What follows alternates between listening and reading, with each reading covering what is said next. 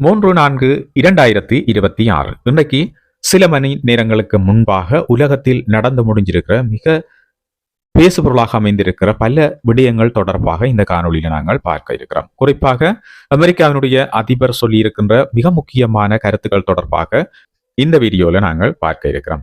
அது மட்டும் இல்லாமல் ஈரானினுடைய மிக முக்கிய இராணுவ தளபதிகள் ஒருவர் இன்று இஸ்ரேலினுடைய தாக்குதலில் கொல்லப்பட்டிருக்கின்றார்.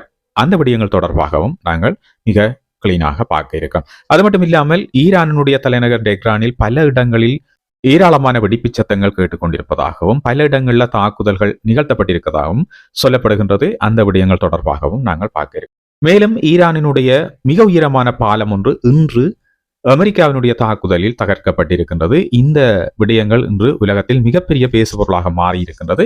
இந்த விடயங்கள் தொடர்பாகவும் நாங்கள் பார்க்க இருக்கிறோம். இந்த தாக்குதலுக்கு பின்னர் பல விஷயங்கள் ஈரானினால் மேற்கொள்ளப்பட்டிருக்கின்றது. ஒன்று, ஈரானினுடைய வெளிவிவகார அமைச்சர் ஒரு கருத்தை தெரிவித்திருக்கின்றார்.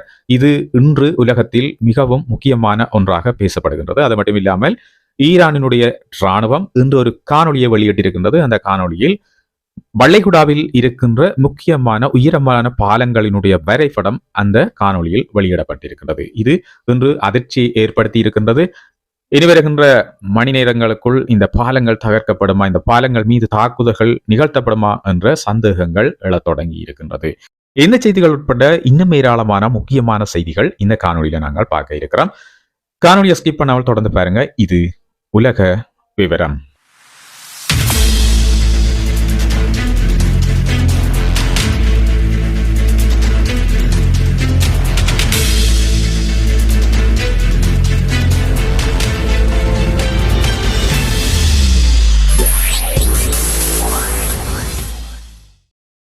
அமெரிக்காவினுடைய பிரசிடென்ட் ட்ரம்ப் அவர்கள் ஈரான் அணு ஆயுதத்தை பெறுவதற்கு மிக அருகில் இருந்தது என்று இன்றைக்கு சொல்லியிருக்கிறார். முன்னதாக ஈரானிடம் உள்ள அதிக அளவில் சுத்திகரிக்கப்பட்ட யுரேனியம் HEU பற்றி தனக்கு கவலை இல்லை என்றும் அது ஆழமான நிலத்தடியில் இருப்பதாகவும் செயற்கைக்கோள்கள் மூலம் அவற்றை கண்காணிக்க முடியும் என்றும் அவர் கூறியிருக்கின்றார். ஆனால் நிபுணர்கள் என்ன சொல்கிறார்கள் என்றால், அமெரிக்கா மற்றும் இஸ்ரேலினுடைய தாக்குதல்களின் முடிவில் ஈரான் அரசாங்கம் இன்னும் தனது 440 கிலோ யுரேனிய கையிருப்பை வைத்திருந்தால் அது அணுகுண்டுகள் உருவாக்குவதற்கு திறன்மிக்க ஒன்றாக அமைந்துவிடும் என்று சொல்கின்றார்கள். அதாவது February 28 அன்று போர் தொடங்குவதற்கு முன் பேச்சுவார்த்தை மூலம் இதற்கு ஒரு தீர்வை கண்டிருக்கலாம். மிக அவசரமாக இந்த யுத்தத்தை தொடங்கியதன் மூலம் யுரேனியத்தை பாதுகாக்க முடியாமலும் அவற்றை கைப்பற்ற முடியாத ஒரு நிலைக்கு சென்றிருப்பதாக நிபுணர்கள் சொல்லுகின்றார்கள். அந்த வாய்ப்பை பயன்படுத்தி இருந்தால் ஈரான் அணு ஆயுத திறனுக்கு இவ்வளவு அருகில் செல்வதை தவிர்த்திருக்க முடியும் என நிபுணர்கள் கருதுகின்றார்கள். அது மட்டும் இல்லாமல் ட்ரம்ப் ஈரானில் அமெரிக்கா பெற்ற வெற்றிகளை புகழ்ந்து தனது பேச்சை தொடங்கி இருக்கின்றார். அண்மையில் அமெரிக்க மக்களுக்காக ட்ரம்ப் அவர்கள் ஒரு உரையை நிகழ்த்தினர். அந்த உரையில அவர் ஈரானின் கடற்படை முழுவதும் அளிக்கப்பட்டு விட்டது, அவர்களுடைய வான்படை முற்றிலும் சேதமாக்கப்பட்டுள்ளது, மிகவும் சில மட்டுமே மீதமுள்ளன என்று கூறியிருக்கிறார். அண்மையில் ஜனவரி மாதத்தில் வெனிசுலாவில் நிக்கோலஸ் மதுரோவை அகற்றிய நடவடிக்கைகளையும் அந்த நடவடிக்கைகளில் ஈடுபட்ட இராணுவத்தினரையும் பாராட்டி பேசியிருந்தார். மேலும் அவர் குறிப்பிடும் போது, நாம் வெனிசுலாவுடன் இணைந்து வேலை செய்து வருகின்றோம், அவர்கள் உண்மையான கூட்டாளிகள், நாங்கள் மிகவும் நல்ல முறையில் ஒத்துழைக்கின்றோம் என்றும் கூறியிருக்கின்றார். ஈரான் ஆயுதப்படைகள் அமெரிக்காவினுடைய F-35 போர் விமானம் ஒன்றை சுட்டு வீழ்த்தியதாக இன்றைக்கு சொல்லியிருக்குது. ராய்ட்டர் செய்தி நிறுவனத்தினுடைய தகவல்களின்படி இது இரண்டாவது F-35 விமானம் என்றும் சொல்லப்படுகின்றது. அந்த விமானத்தின் பைலட் உயிர் பிழைத்திருக்க வாய்ப்பு குறைவாக உள்ளது என்று ஈரானுடைய அரசு செய்தி நிறுவனம் கூறியிருக்கின்றது. இந்த சம்பவம் வெள்ளிக்கிழமை ஈரான் மத்திய கிழக்கு பகுதியில் பல இடங்களில் தாக்குதல் நடத்திய பின்னணியில் நடந்துள்ளதாக சொல்லப்படுகின்றது. இஸ்ரேல் மற்றும் பஹ்ரைன் மீது ஏவுகணைகள் ஏவப்பட்டதுடன் குவைத்தில் உள்ள எண்ணெய் சுத்திகரிப்பு நிலையம் ட்ரோன் தாக்குதலால் தீப்பற்றியது என்று செய்திகள் சொல்லுகின்றன. கடந்த மாதம் அமெரிக்க ராணுவம் வெளியிட்ட அறிக்கையில் ஈரான் போராட்ட பணியில் ஈடுபட்டிருந்த ஒரு F-35 விமானம் அவசரமாக தரையிறங்கியது என்று கூறியது. அதோடு அந்த விமானத்தின் பைலட் நிலைமை சீராக இருந்ததாகவும் தெரிவித்தது. ஆனால் அந்த விமானத்தை தாம் சுட்டு வீழ்த்தியதாக ஈரானினுடைய இராணுவம் அன்று தெரிவித்திருந்தது. மேலும் இன்றைய நாளும் இதே போன்றதொரு விமானம் சுட்டு வீழ்த்தப்பட்டிருக்கிறதாக செய்திகள் தெரிவிக்கின்றன. வெள்ளிக்கிழமை ஈரானின் கட்டம் அல் அன்பியா மைய பேச்சாளர் கூறுகையில், மத்திய ஈரானில் உள்ள ரெவல்சரி காட் வான்பலி பாதுகாப்பு அமைப்புகள் இந்த இரண்டாவது F-35 விமானத்தை சுட்டு வீழ்த்தியதாகவும் பைலட் உயிர் பிழைக்கும் வாய்ப்பு மிக குறைவு என்றும் தெரிவித்திருக்கின்றது. இதற்கு அமெரிக்கா உடனடியாக எந்த பதிலையும் கூறவில்லை. மேலும் இந்த தகவலை சுயமாக உறுதிப்படுத்தவும் முடியாமல் இருக்கின்றது. அடுத்த செய்தியாக, டொனால்ட் ட்ரம்ப் அவர்கள் ஈரானின் மிகப்பெரிய பாலத்தை அழித்ததற்கான பொறுப்பை தானே எடுத்துக்கொண்டார். 5 வாரங்கள் நீடித்து வரும் இந்த போருக்கு முடிவு காண ஒப்பந்தம் செய்யவில்லை என்றால் ஈரானை கல்யுக நிலைக்கு திரும்பச் செய்வோம் என்று அவர் முந்தைய நாளில் மிரட்டியிருந்தார்.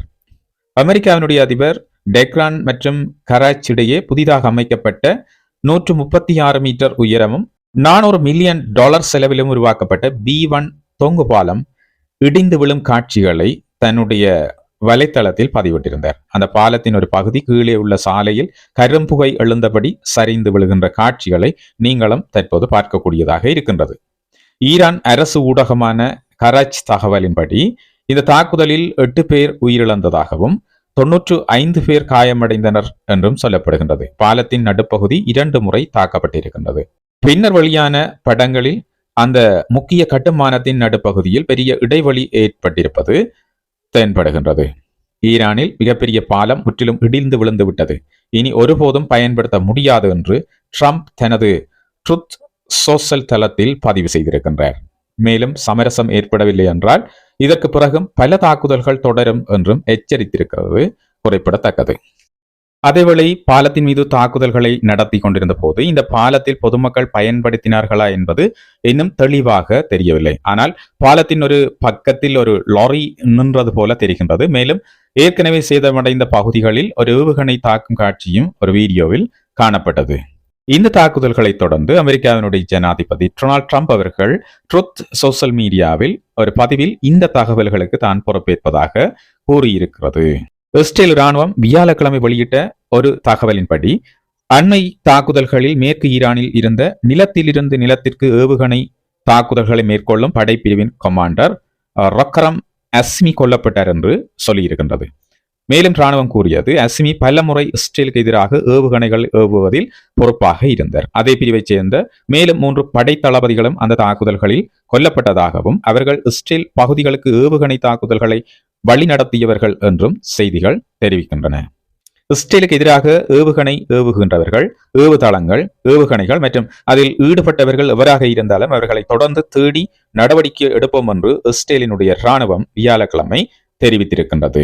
இது இன்றைய மிக முக்கியமான பேசுபொருளாக மாறியிருக்கின்ற ஒரு செய்தியாக இருக்கின்றது. மேலும் ஈரானினுடைய மிக முக்கியமான செய்தியாக இன்றைய அளவில் சர்வதேச செய்தி ஊடகங்களில் சொல்லப்படுகின்ற ஒரு செய்தியாக இருப்பது, ஈரானினுடைய ஆட்சி அதிகாரங்கள் தற்போது ஈரானினுடைய இராணுவத்தினுடைய கையில் சென்றிருப்பதாக சொல்லப்படுகின்றது. தற்போது நடந்து கொண்டிருக்கின்ற இந்த பாரிய யுத்தத்தின் நடுவே இராணுவம் பல முக்கிய முடிவுகளை எடுப்பதற்கான அதிகாரத்தை தாமே எடுத்திருப்பதாக சொல்லப்படுகின்றது. அண்மையில் ஈரானுடைய இராணுவத்தின் புலனாய்வு அதிகாரி ஒருவர் கொல்லப்பட்டிருந்தார். அந்த அதிகாரிக்கு பதிலாக புதியவர் ஒருவரை நியமிக்கின்ற போது அந்த பொறுப்புகளை நியமிப்பதற்கு இராணுவமே முடிவுகளை எடுத்ததாக சொல்லப்படுகின்றது. மக்களால் தெரிவு செய்யப்பட்ட ஆட்சியாளர்கள் இந்த முடிவுகளை எடுப்பதை இராணுவம் விரும்பவில்லை என்றும், இந்த யுத்த சூழலில் இராணுவமே நாட்டிற்கான எல்லா முடிவுகளையும் எடுக்கின்ற ஒரு அமைப்பாக இருக்கு. ஆகவே இராணுவத்தினுடைய கையிலே இப்பொழுது ஈரானுடைய ஆட்சி அதிகாரம் சென்றிருப்பதாக சொல்லப்படுகின்றது. எனினும் இந்த தகவல்களை 100% உறுதிப்படுத்த முடியாவிட்டாலும் சர்வதேச ஊடகங்களில் இந்த செய்திகள் இப்போது மிக பரவலாக பேசப்படுகின்ற ஒரு செய்தியாக இருக்கின்றது. இவை இன்றைய நாளில் இடம்பெற்ற மிக முக்கியமான செய்திகளாக இருக்கின்ற செய்திகள். இவை இன்றைய நாளில் மிக முக்கியமாக இடம்பெற்ற செய்திகளாக இருக்கின்றது. இவை போன்ற முக்கிய செய்திகளை உடனுக்குடன் தெரிந்து கொள்வதற்கு உலக விவரம் சேனலை சப்ஸ்கிரைப் செய்து வைத்துக் கொள்ளுங்கள். அது மட்டும் இல்லாமல்